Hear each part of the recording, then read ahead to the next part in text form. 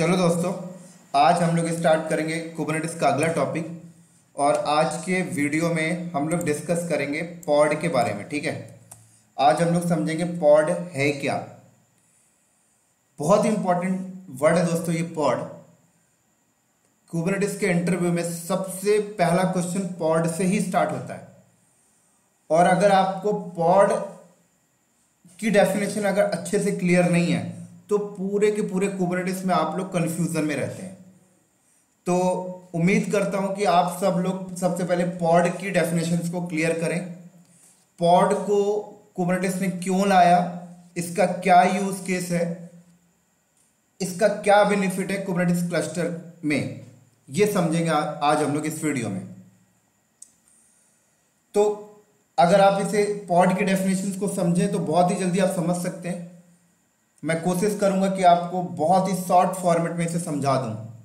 Right, बहुत से लोग पॉड की डेफिनेशंस को लेकर कंफ्यूजन में रहते हैं, लेकिन आज आप लोग इस वीडियो को देखने के बाद आपको पॉड की जो डेफिनेशन वो क्लियर हो जाएगी 100%। तो चलो फिर स्टार्ट करता हूं मैं आपको पॉड की डेफिनेशंस। तो दोस्तों यहां पर पॉड कुछ भी नहीं है। आप कुबरनेटिस के क्लस्टर के अंदर आप जो एप्लीकेशन चलाते हैं वो एप्लीकेशंस कंटेनर पे ही चल रही होती हैं, लेकिन उस कंटेनर के ऊपर एक लॉजिकल बाउंड्री होती है। जैसे ये कंटेनर है, मान लीजिए क्लस्टर के अंदर एक कंटेनर है, तो आपके कुबरनेटिस क्लस्टर के अंदर ये कंटेनर ऐसे नहीं पड़ा रहेगा। ये कंटेनर एक लॉजिकल बाउंड्री के अंदर होता है, ये लॉजिकल बाउंड्री है। और इस लॉजिकल बाउंड्री को ही हम लोग पॉड कहते हैं। अब सवाल ये आता है कि लॉजिकल बाउंड्री को क्यों लाया गया। जब एप्लीकेशन कंटेनर पे ही चलनी है तो ये लॉजिकल बाउंड्री को क्यों लेके आया गया, सवाल आता है बहुत बड़ा एक। ये सवाल भी मैं अभी आपको क्लियर करूंगा।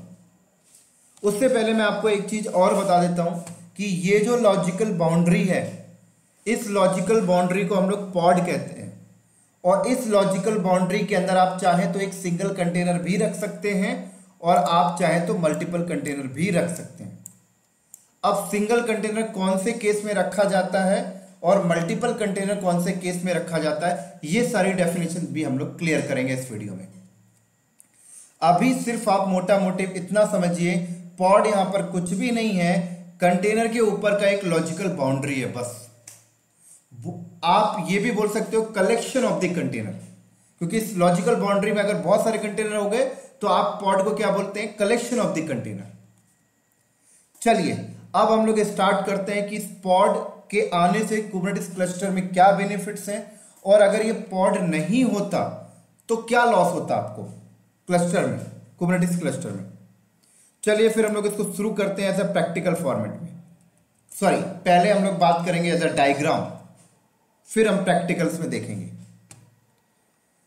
तो ऐसे समझिए कि ये आपका कुबरनेटिस क्लस्टर सेटअप आपने किया है, ये आपने कुबरनेटिस के ऊपर क्लस्टर सेटअप किया है, ये आपने क्लस्टर सेटअप किया, ऐसे समझिए।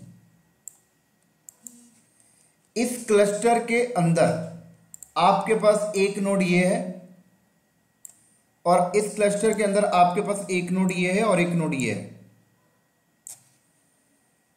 ये जो नोड है आपके पास क्लस्टर में, ये समझ लीजिए आपका मास्टर नोड है, और ये जो नोड है आपका, ये आपका वर्कर नोड है, वर्कर नोड 1, और ये है आपका वर्कर नोड 2। परफेक्ट। अब ये पूरा का पूरा आपका कुबरनेटिस क्लस्टर है, आपने क्लस्टर बनाया है।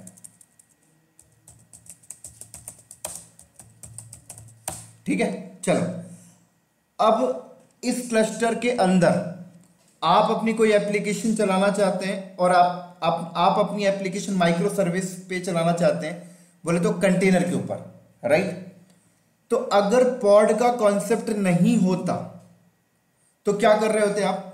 अगर पॉड का कॉन्सेप्ट आपके पास नहीं होता तो आप कुबरनेटिस क्लस्टर के अंदर क्या करते हैं, Docker container run hyphen name, आपने बोला डीबी हाइफन सर्वर, आपने इमेज ले लिया माई सिक्वल, तो क्या होता है ये कमांड क्या करती, वर्कर 1 वर्कर 2, आपने ऐसा समझिए कि आपने वर्कर 2 पे एक कंटेनर बना दिया,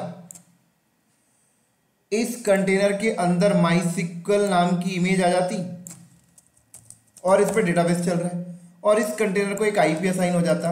ये जो मैं बता रहा हूं उस केस में बता रहा हूं, अगर पॉड नहीं होता तो पॉड का कॉन्सेप्ट, इसको एक आईपी मिल जाती है। क्लियर। अब आप दूसरी कमांड चलाते, Docker container run hyphen hyphen name, इस बार आपने नेम बोला वेब सर्वर और आपने बोला वर्डप्रेस। तो अब आपने ये वाली कमांड वर्डप्रेस जो आपने डिप्लॉयमेंट कर रहे हो उसका कंटेनर आपने बोला कि वर्कर नोड 1 पे चला जा, तो इस वर्कर नोड 1 पे एक कंटेनर क्रिएट होता और इस पे क्या होता, वर्डप्रेस इमेज डिप्लॉय हो जाता और इस वर्डप्रेस कंटेनर की आईपी क्या है, मान लीजिए ये आईपी मिल गई, ठीक है। ये चलो अब आपका ये वर्डप्रेस है और ये माइसिक्वल है। अब मैं चाहता हूं कि वर्डप्रेस के साथ इस माइसिक्वल कंटेनर को बाइंड करना चाहता हूं, राइट, इंटीग्रेशन करना चाहता हूं, तब तो ये मेरा पूरा का पूरा वर्डप्रेस रेडी होगा। तो ये वर्डप्रेस कंटेनर पे ये डेटाबेस बाइंड करना चाहता हूं, तो मुझे क्या करना पड़ता कि इस माइसिक्वल कंटेनर की आईपी लेता और यहां पे बाइंड कर देता। क्लियर। लेकिन यहां पर प्रॉब्लम्स आपके सामने एक आती। प्रॉब्लम्स कब आती, मान लीजिए अगर माइसिक्वल कंटेनर जो चल रहा है इसको कुछ हो जाए,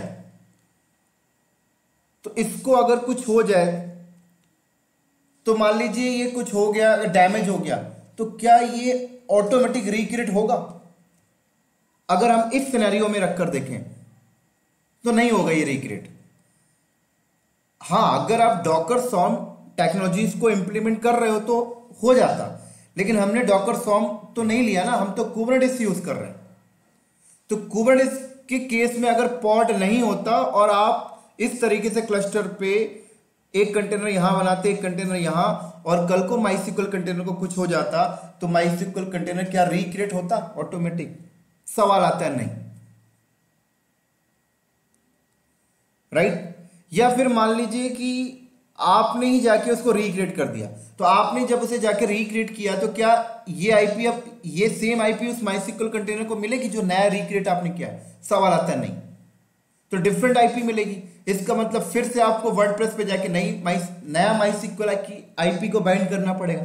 तो कितना कॉम्प्लिसिटी है यहां पर। क्लियर। तो अब पॉड के आने का, पॉड अगर आ गया तो क्या बेनिफिट हुआ?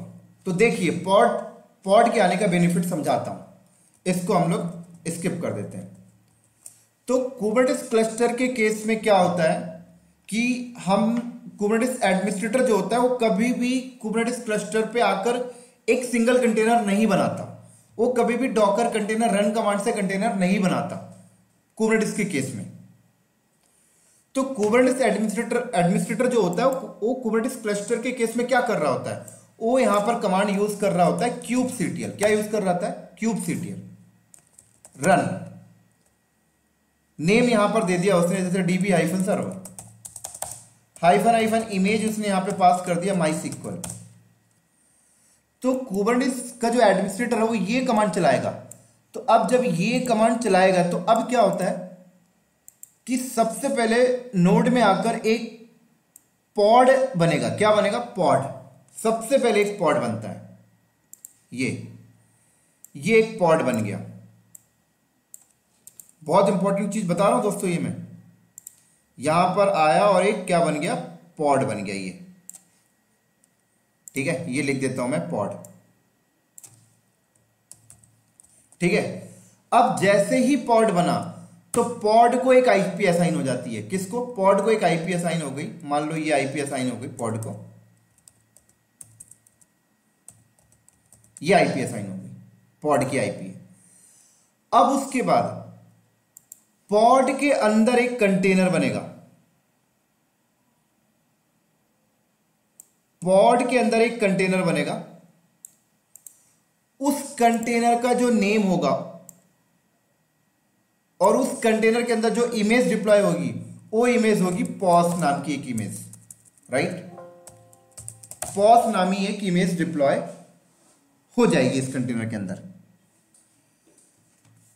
अब ये पॉस नामी इमेज, ये पॉस नामी कंटेनर जो पॉड के अंदर क्रिएट हुआ है, ये पॉस नामी कंटेनर क्या करता है, इस पॉड की आईपी और पॉड का एक नेम स्पेस, बोले तो एक XYZ नाम का एक नेम स्पेस और आईपी अपने पास स्टोर कर लेता है।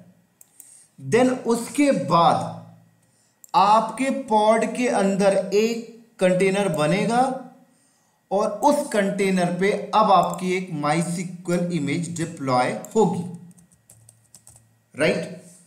ध्यान से समझ लीजिए, जब भी आप कोई पॉड बनाते हैं तो पॉड के अंदर आपकी इमेज को डिप्लॉय करने के लिए कंटेनर तो बनता ही बनता है, लेकिन एक पॉस नामी कंटेनर अपने आप बनती है।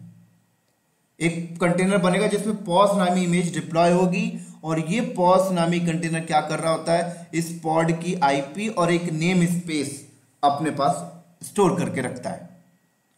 और जब ये कंटेनर बना और इसके अंदर जब MySQL इंस्टॉल हो गया तो अब ये पॉस नामी कंटेनर क्या करता है कि उस MySQL को भी अपने नेम स्पेस में ऐड कर लेता है। क्लियर? ध्यान से समझना मेरी बात को।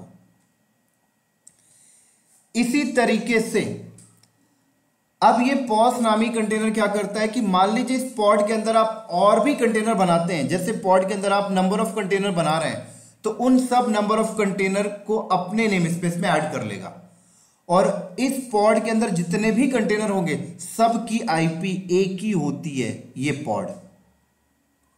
तो इस पॉड के अंदर अगर 10 कंटेनर है तो 10 कंटेनर की आईपी यही होगी, राइट। किसकी वजह से? पॉस नामी कंटेनर की वजह से, क्योंकि वो 10 के 10 कंटेनर को अपने नेम स्पेस पे ऐड कर लेता है,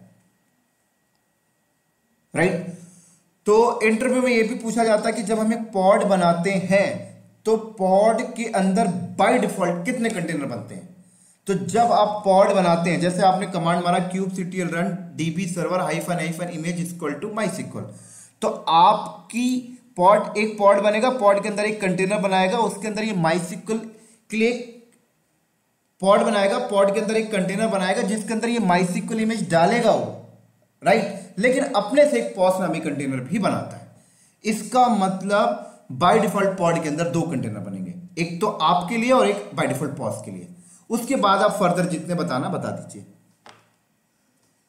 ठीक है। अब इसका बेनिफिट देखिए क्या हुआ।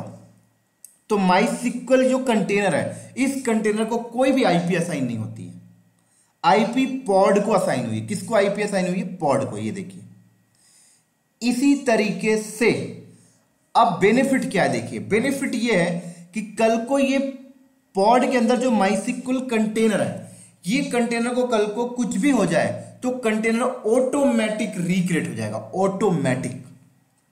किसकी वजह से? क्योंकि वो पॉड के अंदर है, राइट। अगर वो पॉड के अंदर नहीं होता तो वो रिक्रिएट नहीं होता, ठीक है। और एक चीज बताता हूं, इसी तरीके से मान लीजिए आपने एक और डिफरेंट कमांड मारी, यहां पर आपने कमांड चलाया kubectl run, इस बार आपने बोला web-server --- image = WordPress, ठीक है। तो अब क्या हुआ, इस वाले वर्कर नोड में अब एक पॉड क्रिएट हुआ, ठीक है। यहां पर एक पॉड आप क्रिएट हुआ, ये लो, ये एक पॉड क्रिएट हो गया आपका। इस पॉड को भी एक आईपी असाइन हो गई, ये लो 1.3। और इस पॉड के अंदर भी एक कंटेनर बना जिसके अंदर पॉस नामी इमेज आ गया, ठीक है। ये पॉस तो बनना ही बनना है दोस्तों, ठीक है। उसके बाद ये भी एक नेम स्पेस क्रिएट किया, मान लीजिए YZX, और फिर इसके अंदर एक कंटेनर बना और उस कंटेनर के अंदर आपका वर्डप्रेस डिप्लॉय हो गया। क्या डिप्लॉय हो गया? वर्डप्रेस। मैं यहां पे लिख देता हूं, मेरे पास स्पेस कम है थोड़ा, नीचे लिख देता हूं ये लीजिए। तो अब वर्डप्रेस इस पे चल रहा है, राइट, इस कंटेनर पे वर्डप्रेस चल रहा है, लेकिन इस कंटेनर के पास कोई आईपी नहीं है। ये कंटेनर इस पॉड की आईपी को इस्तेमाल करता है, ठीक है। अब देखिए मेन बेनिफिट क्या होता है पॉड का। अब देखिए आपका ये कंटेनर है जिसमें माइसिक्वल चल रहा है, इस कंटेनर पे आपका वर्डप्रेस चल रहा है, ठीक है। तो अब इस वर्डप्रेस के साथ अगर माइसिक्वल को बाइंड करना है तो आप बाइंड कैसे करेंगे? इस माइसिक्वल कंटेनर की तो कोई आईपी है नहीं, अभी वर्डप्रेस की भी कोई आईपी नहीं है, तो ये लोग बाइंडिंग होंगे पॉड की आईपी के साथ। तो अगर हम इस वर्डप्रेस पे माइसिक्वल को बाइंड करेंगे तो पॉड की आईपी से बाइंडिंग की जाएगी। तो पॉड की आईपी से बाइंडिंग करने का क्या बेनिफिट है? देखिए पॉड की आईपी का से बाइंडिंग करने का बेनिफिट ये है कि कल को मान लीजिए माइसिक्वल कंटेनर को कुछ होता है तो रिक्रिएट होता है, तो कोई फर्क नहीं पड़ेगा, बाइंडिंग तो इससे है।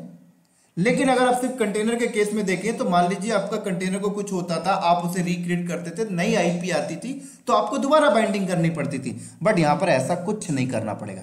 ये बेनिफिट है दोस्तों पॉड का, क्योंकि अगर आपका कंटेनर पॉड के अंदर है तो फिर पॉड की रिस्पॉन्सिबिलिटी रहती है कि उसे 24/7 लाइव रखना, उसकी रिडंडेंसी बना के रखना पॉड की रिस्पॉन्सिबिलिटी हो जाती है फिर।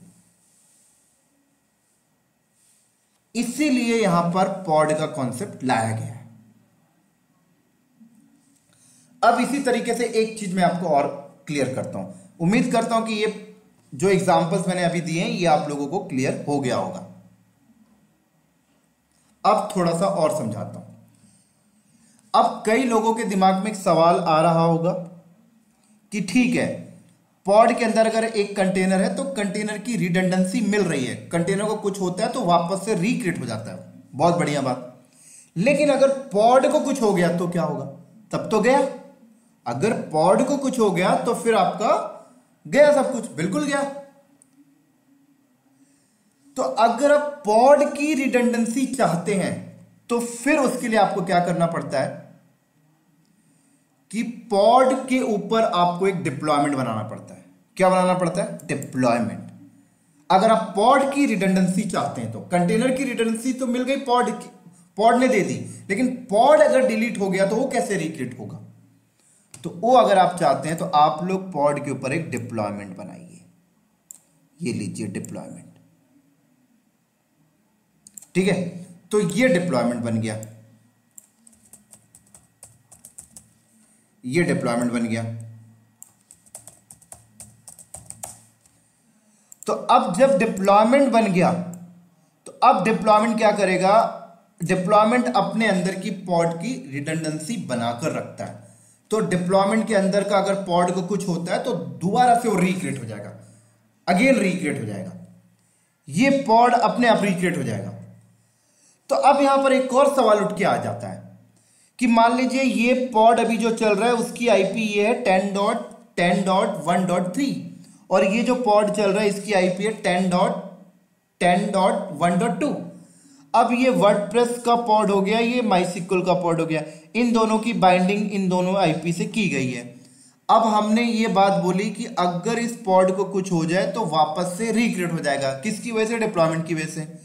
तो कल को अगर ये माइसिक्वल वाला पॉड को कुछ होता है तो ये पॉड हट जाएगा, इसकी जगह नया पॉड रिक्रिएट होगा, लेकिन जो नया पॉड रिक्रिएट होगा उसकी आईपी ये नहीं होगी। ये पॉड डिलीट हो जाए उसकी आईपी ये नहीं होगी। तो अब आप लोगों के सामने एक और प्रॉब्लम स्टेटमेंट आ चुकी है कि अगर ठीक है डिप्लॉयमेंट पॉड की मॉनिटरिंग कर रहा है, लेकिन अगर पॉड को कुछ हुआ तो पॉड हटा और नया पॉड आया, रिक्रिएट हुआ, डेटा वगैरह सब कुछ रहेगा, लेकिन आईपी चेंज हो गई, तो क्या इसका मतलब दोबारा वर्डप्रेस पॉड के साथ दोबारा बाइंडिंग करनी पड़ेगी? नई आईपी आएगी तो बिल्कुल करनी पड़ेगी। तो फिर से कॉम्प्लिसिटी आ गया, ऑटोमेशन तो रहा नहीं फिर तो अगर आप चाहते हैं कि ये पॉड अगर कुछ हो और रिक्रिएट हो तो हमें दोबारा बाइंडिंग ना करनी पड़े, तो इसका सॉल्यूशन भी कुबरनेटिस ने दिया है, वो भी ऑटोमेशन के तौर पे। उसका सॉल्यूशन ये है कि आप अपने डिप्लॉयमेंट के ऊपर एक सर्विस बनाएं। तो आप अपने डिप्लॉयमेंट के ऊपर क्या करें, एक सर्विस बनाएं, ये सर्विस बनाएं। और जब आप डिप्लॉयमेंट की सर्विस बनाते हैं तो सर्विस के 3 टाइप होते हैं, वो मैं यहां पे लिख देता हूं।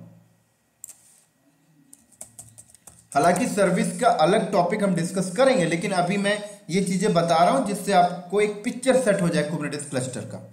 तो सर्विस के 3 टाइप होते हैं, एक होता है क्लस्टर आईपी,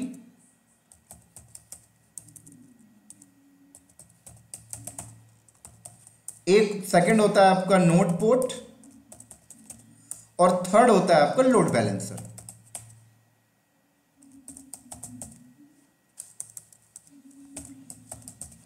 राइट? तो हमने क्या किया, डिप्लॉयमेंट के ऊपर एक सर्विस बनाया, डिप्लॉयमेंट के ऊपर हमने क्या किया, एक सर्विस बनाया। तो जैसे ही हमने उस डिप्लॉयमेंट की एक सर्विस बनाते हैं और सर्विस का टाइप अगर हम क्लस्टर आईपी यूज करते हैं तो क्या होगा, इस सर्विस को एक आईपी असाइन हो जाएगी। मान लो इस सर्विस को एक आईपी असाइन हो गई है, और आईपी कौन सी असाइन होती है, हम अपने क्लस्टर के अंदर क्लस्टर आईपी की रेंज डिफाइन करते हैं, उन्हीं में से एक आईपी मिल जाती है। राइट? ये सारी चीजें प्रैक्टिकल करेंगे तो ज्यादा क्लियर होगा, अभी एज अ ऑब्जेक्टिव थ्योरी के फॉर्मेट में समझिए आप लोग बस। तो इसकी भी हमने एक सर्विस बनाई, तो इसकी भी एक सर्विस आईपी असाइन हो जाती है।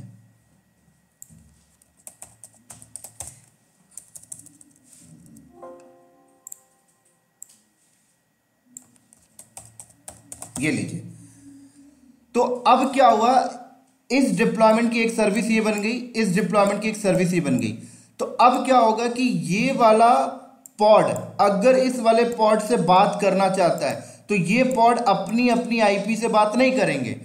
ये वर्डप्रेस पॉड, ये डेटाबेस पॉड, जब वर्डप्रेस पॉड के साथ डेटाबेस पॉड को बाइंड करना होगा तो ये डेटाबेस पॉड की आईपी को बाइंड नहीं करेंगे, क्योंकि कल को ये डेटाबेस पॉड को कुछ होता है तो दोबारा नया पॉड अगर रिक्रिएट होके आता है तो उसकी आईपी तो चेंज होगी। राइट?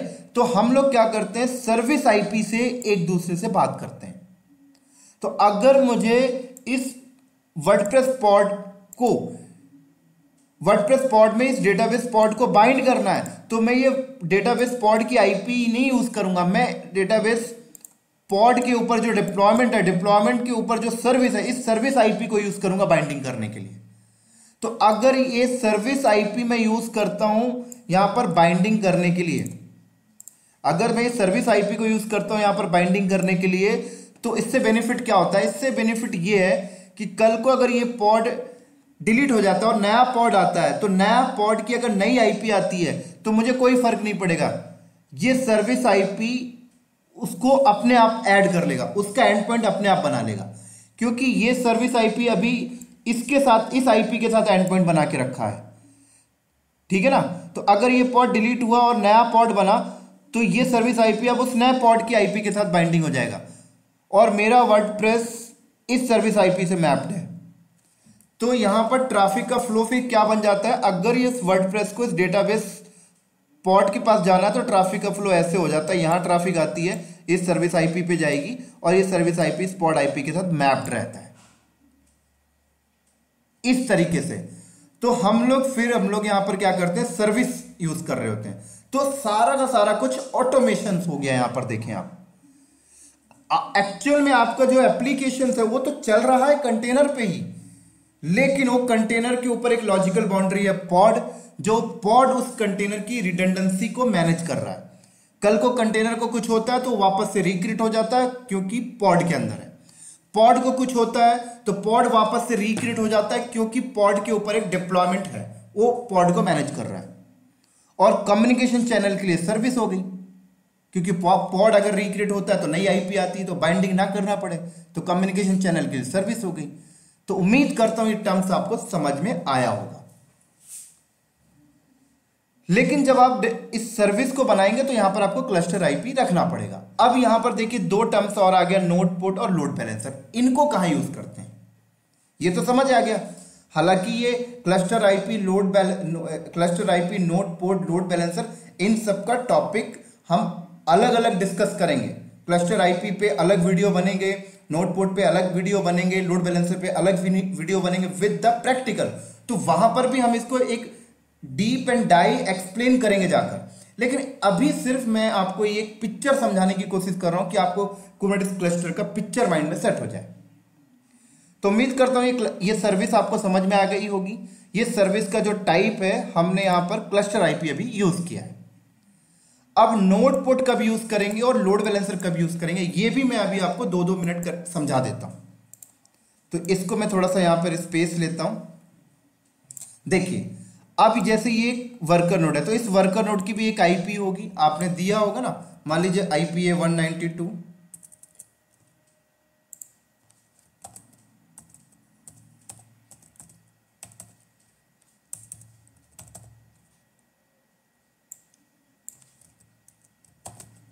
इसकी भी एक आईपी है मान लीजिए ये। अब सवाल ये आता है कि इस पॉड के अंदर ये कंटेनर है, इसके अंदर वर्डप्रेस चल रहा है, ठीक है ना। अब वर्डप्रेस चल रहा है, अब इस वर्डप्रेस को अगर मैं क्लस्टर के किसी भी नोड से एक्सेस करना चाहूं तो बिल्कुल मैं सर्विस की इस आईपी को हिट करके एक्सेस कर सकता हूं डेफिनेटली। अगर मैं मास्टर नोड में बैठकर इस वर्डप्रेस को एक्सेस करना चाहूं तो मैं यहां से बैठकर इस सर्विस आईपी को हिट करूंगा तो मुझे रिस्पॉन्स दे देगा, बराबर है ना। लेकिन अब सवाल आता है कि मैं तो बाहर बैठा हुआ हूं, मैं तो इंटरनेट में बैठा हुआ हूं, ये इंटरनेट है मान लीजिए ये इंटरनेट है, ठीक है, और ये मैं बैठा हुआ हूं, ये मेरा सिस्टम बैठा हुआ है, क्लियर। और भाई साहब मैं चाहता हूं कि यार इस क्लस्टर के अंदर जो वर्डप्रेस चल रहा है इसको मैं एक्सेस करना चाहता हूं, तो कैसे करूंगा? क्या मैं अपने सिस्टम से बैठकर इस सर्विस आईपी को हिट करूंगा तो मुझे रिस्पॉन्स करेगा? नहीं, क्योंकि ये जो सर्विस आईपी है ये इंटरनल है, क्लस्टर का इंटरनल आईपी है, वर्चुअल आईपी है, ये रिस्पॉन्स नहीं करेगा। ये सर्विस की जो आईपी है ये इंटरनल क्लस्टर के किसी भी नोड से बैठकर कम्युनिकेशन करने के लिए, बाहर से नहीं आ सकते आप। तो अगर मैं बाहर से बैठकर इस पॉड तक जाना चाहता हूं, इस पे जो एप्लीकेशन चल रही है, तो आपको क्या करना पड़ता है, इस डिप्लॉयमेंट कि जो आपने सर्विस बनाई है लेकिन सर्विस का टाइप क्लस्टर आईपी यूज किया है आपने, तो अगर आप बाहर से बैठकर किसी को इस पॉड पे चलने वाली एप्लीकेशन पे एक्सेस देना चाहते हैं तो इस डिप्लॉयमेंट का सर्विस बनाइए, लेकिन सर्विस का टाइप नोड पोर्ट रखिए। तो अगर आपने सर्विस बनाया और सर्विस का टाइप नोड पोर्ट रखा तो अब क्या होता है, अब क्या होगा कि ये नोड की जो आईपी है तो इस नोड की आईपी के साथ एक पोर्ट एक्सपोज हो जाता है, राइट। और ये क्लस्टर की जो आईपी, ये आपके नोड की जो आईपी है और ये पोर्ट इस डिप्लॉयमेंट के साथ बाइंड हो जाएगा, क्लियर। इसके साथ ऐसे डिप्लॉयमेंट के साथ बाइंड हो जाएगा। सेम चीज यहां पर भी होगी,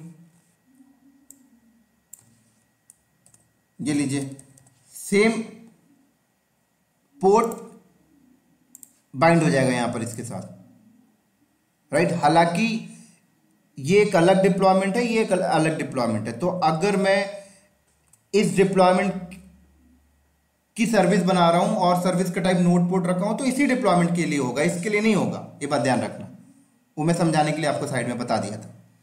तो अब क्या होगा कि अगर मैं डिप्लॉयमेंट की सर्विस बनाता हूं, सर्विस का टाइप नोड पोर्ट रखता हूं, तो ये डिप्लॉयमेंट जिस भी नोड में होगा उस नोड की आईपी के साथ एक पोर्ट मैप्ड हो जाएगा इस डिप्लॉयमेंट के साथ। तो फिर मैं बाहर से बैठकर इस नोड की आईपी को हिट मारूंगा इस पोर्ट पे, तो अब ये बैकएंड में मुझे इस पोर्ट तक लेके चली जाएगी, राइट। अब एक चीज और, एक इंफॉर्मेटिव आपको बता देता हूं। जब आप डिप्लॉयमेंट का सर्विस बनाते हैं और सर्विस का टाइप अगर आपने क्लस्टर आईपी रखा तो फिर ये इंटरनल वाली आईपी मिल जाती है। लेकिन अगर आपने डिप्लॉयमेंट का एक सर्विस बनाते हो, सर्विस का टाइप अगर आप नोड पोर्ट रखते हैं ना, तो नोड पोर्ट में क्या होता है कि नोड के साथ एक पोर्ट मैपिंग, पोर्ट असाइन तो हो जाता है, लेकिन साथ में एक क्लस्टर आईपी भी मिल जाती है, साथ में क्लस्टर आईपी भी आपको मिलेगी। दो दो चीज हो जाएगी। फिर अगर आप नोड पोर्ट करते हैं तो क्लस्टर आईपी भी मिलेगी उस डिप्लॉयमेंट को और एक नोड पोर्ट भी मिलेगा। ऐसा क्यों होता है मैं आपको समझाता हूं। क्लस्टर आईपी इसीलिए मिलती है क्योंकि अगर मान लीजिए क्लस्टर आईपी नहीं मिले, ये वाली आईपी, तो आपका ये नोड की आईपी और ये पोर्ट डायरेक्टली क्या होगा, आपके डिप्लॉयमेंट के साथ मैप्ड हो गया, ठीक है ना, डिप्लॉयमेंट के साथ डायरेक्टली क्या हो गया, मैप्ड हो गया। तो अगर मैं बाहर से बैठ के इसको हिट करता हूं तो ये क्या करेगा, मुझे इस डिप्लॉयमेंट के साइड और ये डिप्लॉयमेंट स्पॉट पे मुझे लेके चला जाएगा। क्लियर। लेकिन कुबरनेटिस के अंदर एक और फीचर्स अवेलेबल है। वो फीचर्स क्या है कि हम ऐसा भी बता सकते हैं कि ये जो पॉड है, इस पॉड की नंबर ऑफ रेप्लिकेशंस आ जाए। मतलब हम ऐसा बता सकते हैं यहां पर ऑटो स्केलिंग डिफाइन करके कि अगर इस पॉड पे लोड बढ़े तो इसकी नंबर ऑफ कॉपी आ जाए, पॉड की नंबर ऑफ कॉपी। तो मान लीजिए अगर पॉड की नंबर ऑफ कॉपी आ गई, मान लीजिए यहां पर पॉड की नंबर ऑफ कॉपी आ गई, ये 3 कॉपी आ गई, 1 ये हो गया, 2 ये हो गया, 3 हो गया। तो बाहर से अगर बंदा इस नोड की आईपी को और इस पोर्ट को हिट करता है तो ये डिप्लॉयमेंट के पास जाता है। अब डिप्लॉयमेंट इस वाले पॉड को भेजेगा या इस वाले को भेजेगा, किस वाले को भेजेगा, कंफ्यूज हो जाएगा। तो इसीलिए जब भी आप किसी डिप्लॉयमेंट की सर्विस बनाते हो, सर्विस का टाइप अगर आप नोड पोर्ट रखते हैं तो साथ में क्लस्टर आईपी भी असाइन होती है। तो इसमें क्या होता है, क्लस्टर आईपी अगर असाइन हुई तो मैं बाहर से बैठकर इसको हिट करूंगा, इस नोड की आईपी के इस पोर्ट को हिट मारूंगा तो डायरेक्ट ये डिप्लॉयमेंट तक नहीं जाएगा, ये क्या करेगा, इस सर्विस पे जाएगा, ये क्लस्टर आईपी पे जाएगा, इस क्लस्टर आईपी पे जाएगा। मैं लिख देता हूं यहां पर, ये क्लस्टर आईपी है, राइट। और ये क्लस्टर आईपी क्या होगा, इस वाले पॉड, ये क्लस्टर आईपी जो है, ये क्लस्टर आईपी इस वाले पॉड की आईपी के साथ मैप्ड होगा। और कल को अगर हमने ऑटो स्केलिंग डिफाइन कर रखी है कि लोड के बढ़ने से पॉड की ऑटो स्केलिंग हो जाए, नंबर ऑफ पॉड आ जाए, तो अगर नंबर ऑफ पॉड आते भी हैं तो नंबर ऑफ पॉड की, हर पॉड की अपनी अपनी आईपी होगी। तो ये क्लस्टर आईपी क्या करेगा, इस पॉड की आईपी को भी अपने साथ ऐड कर लेगा और इस पॉड की आईपी को भी अपने साथ ऐड कर लेगा। तो मैं बाहर से बंदा हिट मारेगा इसको, ये जाएगा क्लस्टर आईपी पे, क्लस्टर आईपी देखेगा अच्छा मेरे अगेंस्ट 3 पॉड है, तो एक रिक्वेस्ट एक पॉड को देगा, दूसरी रिक्वेस्ट दूसरे पॉड को देगा, तीसरी रिक्वेस्ट तीसरे पॉड को देगा, और उस पॉड के अंदर कंटेनर होंगे, उस कंटेनर में आपका वर्डप्रेस चल रहा होगा। तो ये चीजें बहुत इंपॉर्टेंट है जो मैंने आपको बताया। हालांकि ये चीजें हम लोग जब नोटबुक का डेडिकेट लैब करेंगे तो वहां पर भी कवर करेंगे, लेकिन ये मैं मोटा मोटी आपको समझा के चल रहा हूं जिससे आपको कुबरनेटिस क्लस्टर का पिक्चर माइंड में सेट हो जाए। चलो, उम्मीद करता हूं ये आपको समझ में आ गया होगा, ठीक है। लेकिन एक चीज और मैं आपको यहां पे डिफाइन करता हूं। अब जब भी कोई बंदा बाहर से एक्सेस करेगा इस पोर्ट पे चलने वाली एप्लीकेशन को, तो उसे ना ये पोर्ट लगाना पड़ेगा। देखिए ये पोर्ट उसे बार बार लगाना पड़ेगा, ये पोर्ट हटा नहीं सकता बंदा। अगर मान लीजिए आप अगर ये पोर्ट को हटाना चाहते हैं तो इसके 2 कॉन्सेप्ट हैं। पहला कॉन्सेप्ट ये कि आप लोग क्या करें, अपना एक लोड बैलेंसर लगा लें। आप सबको पता है F5 का लोड बैलेंसर आता है मार्केट में।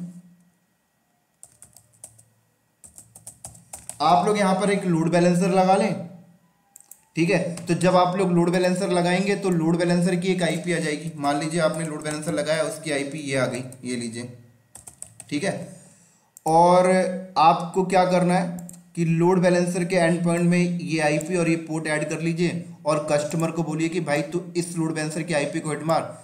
ये क्या करेगा, इधर ट्रैफिक फॉरवर्ड कर देगा इस नोड की आईपी के इस पोर्ट पे और ट्रैफिक चली जाएगी।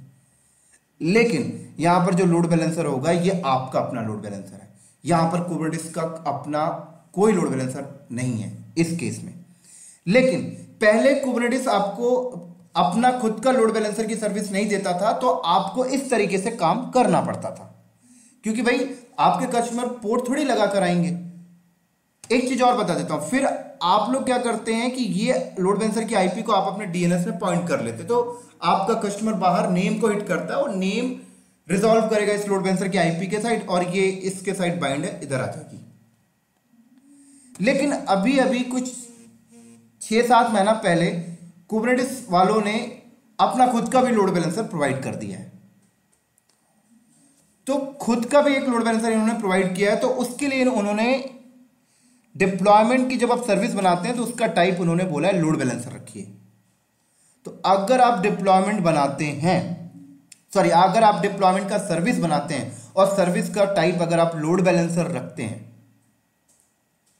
राइट, और अगर आपने क्लस्टर के अंदर कोई इंटरनल लोड बैलेंसर चला रखा है जो मेटल एलबी इन्होंने अभी तक प्रोवाइड किया है, अगर वो आपने सेटअप कर रखा है, तो क्या होगा, आपके क्लस्टर के अंदर ही, जब आप क्लस्टर के अंदर एक लोड बैलेंसर आप सेट करते हैं तो उसके अंदर एक पब्लिक आईपी की रेंज आप देते हैं, तो क्या होगा कि एक लोड बैलेंसर क्रिएट हो जाएगा क्लस्टर के अंदर, राइट, क्लस्टर के अंदर एक आपका लोड बैलेंसर क्रिएट हो जाएगा और उस लोड बैलेंसर को एक आईपी मिल जाएगी जो भी आपने रेंज दी है। मान लीजिए ये मिल गई। कब हुआ ऐसा? जब आपने डिप्लॉयमेंट की सर्विस बनाई और सर्विस का टाइप लोड बैलेंसर रखा, और ये लोड बैलेंसर आपका क्लस्टर के अंदर ही होगा, ये वो बाहर वाला लोड बैलेंसर नहीं है। तो ऐसा तब होता है जब आपने डिप्लॉयमेंट की सर्विस बनाई और सर्विस का टाइप लोड बैलेंसर रखा। तो एक चीज और बता देता हूं, अगर आपने अपने डिप्लॉयमेंट की सर्विस बनाई और सर्विस का टाइप अगर आप लोड बैलेंसर रखते हो तो फिर तीनों चीजें क्रिएट हो जाती हैं। नोड पोर्ट भी क्रिएट हो जाता है, क्लस्टर आईपी भी क्रिएट हो जाता है और लोड बैलेंसर भी क्रिएट हो जाता है। तीनों चीज क्रिएट हो जाती है, क्योंकि बाहर से बंदा इसको हिट करेगा, ये नोड की इस आईपी को, इस पोर्ट को हिट करेगा और ये इस सर्विस को देगा और सर्विस लेके जाएगा पोर्ट तक। और ये लोड बैलेंसर जो है आपके क्लस्टर के अंदर इंटरनल है, जो खुद एक पॉड में चल रहा है, राइट। ये किस सिनेरियो में होता है? जब आप ऑन प्रेमिसेस सेटअप लगा रहे हैं, ऑन प्रेमिसेस बेयर मेटल में आप कर रहे हैं, राइट।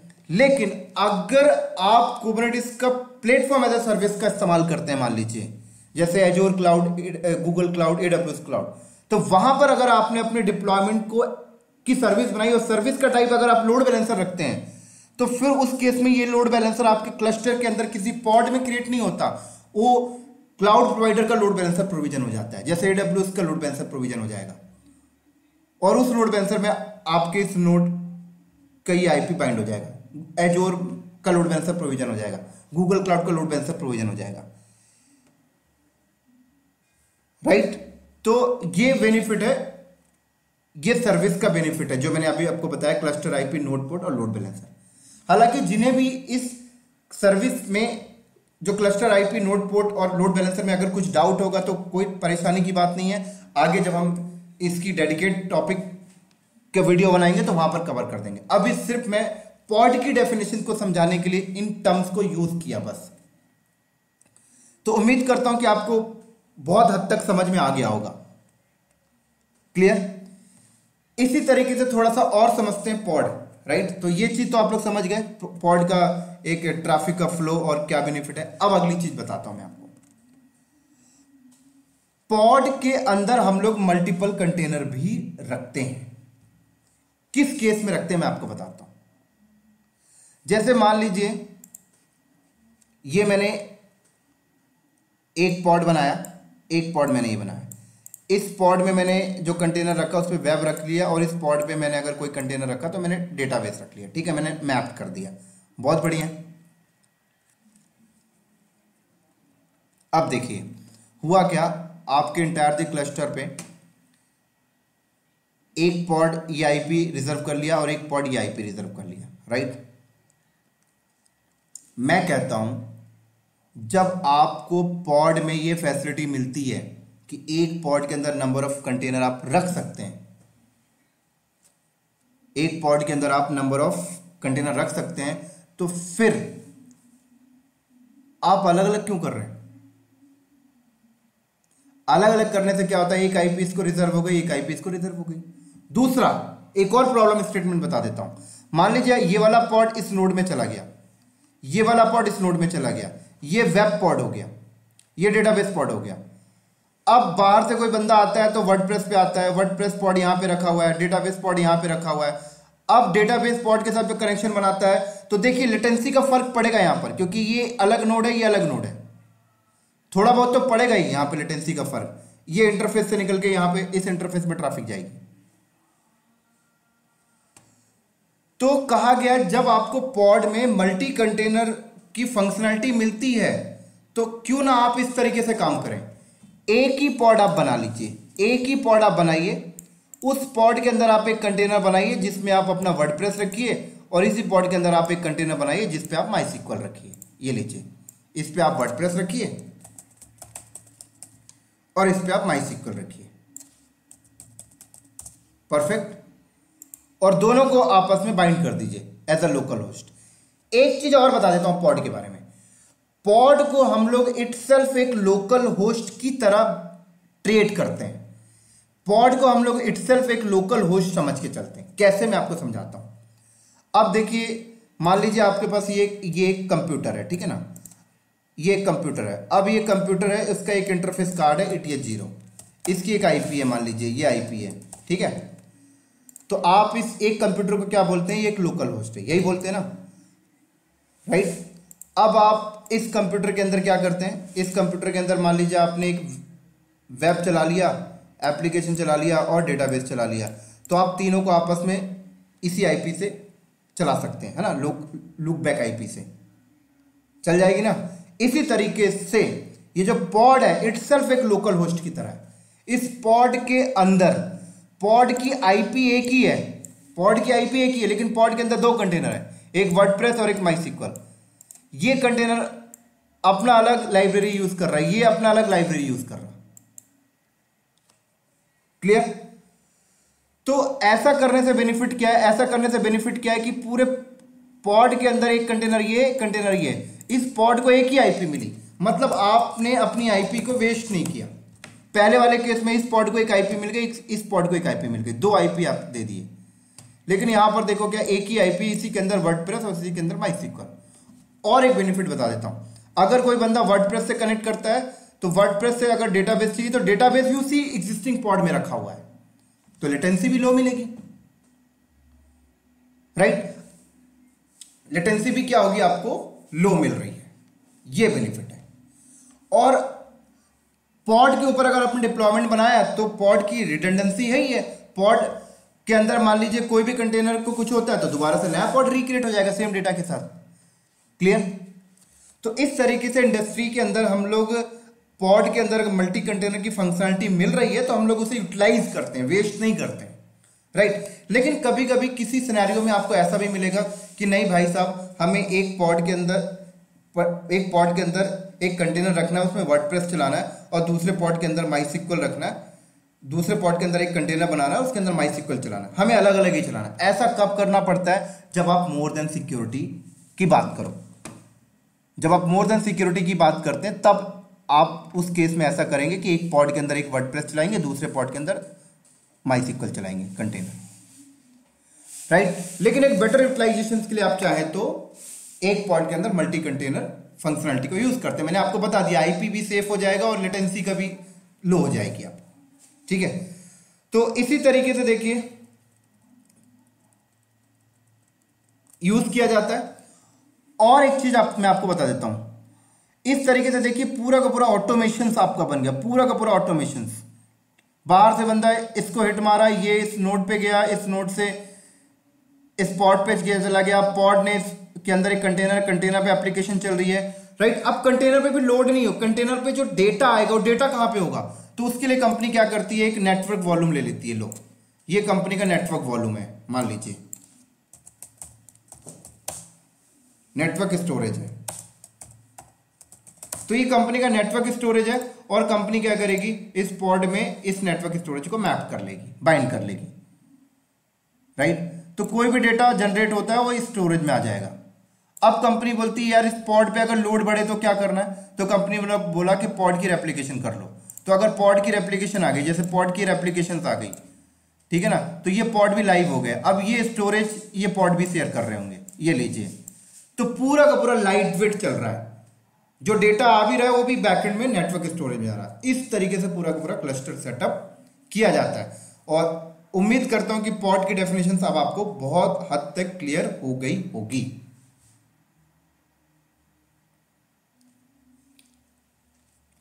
ठीक है दोस्तों, अब एक चीज और मैं आपको क्लियर कर देता हूं। देखिए क्या होता है कि एक पॉड के अंदर, ठीक है ना, एक पॉड के अंदर आप नंबर ऑफ कंटेनर्स रख रहे हैं, ठीक है ना।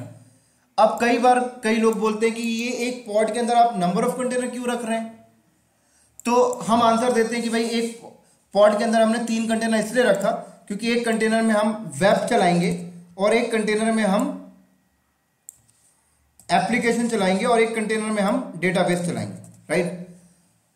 लेकिन अब कई लोग आपके सामने ऐसे भी स्टेटमेंट रखेंगे कि भाई ऐसा क्यों कर रहे हैं, मैं एक कस्टम इमेज बनाऊं, एक डॉकर फाइल लिखूं, एक फाइल डॉकर फाइल लिखूं, उस डॉकर फाइल में मैं 3 टास्क बता दूं, वेब, एप्लीकेशन, डेटाबेस, और उसको बिल्ड कर दूं तो एक कंप्लीट इमेज बन गई।